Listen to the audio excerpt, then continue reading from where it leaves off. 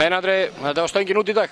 Já, þetta var vorum ekki nógu svalir fyrir það markið á löngum köflum. Við letum verja mikið að dauðafærum frá okkur og það dögur ekki til í úrslitakeppninni. Þið voru komin í lykilstöðu eftir fyrstu 2 leikina, 2-0 yfir. Svo einhvern veginn Haukarnir komin upp í vegg en ná að snúa dæminu svona nokkurn veginn sér í vil og oddaleikur á fimmtudaginn. Hvernig líst þér á það? Bara mjög vel. Þú veist, fyrirfram hefði ekki komið óvart að þetta myndi fara í oddaleik.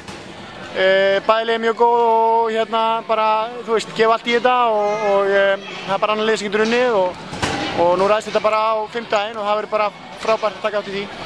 Hlýtur að vera sáttara með spilamennsku þíns liðs í dag miðað við hvernig leikurinn þróaðist í fyrradag? Já, algjörlega.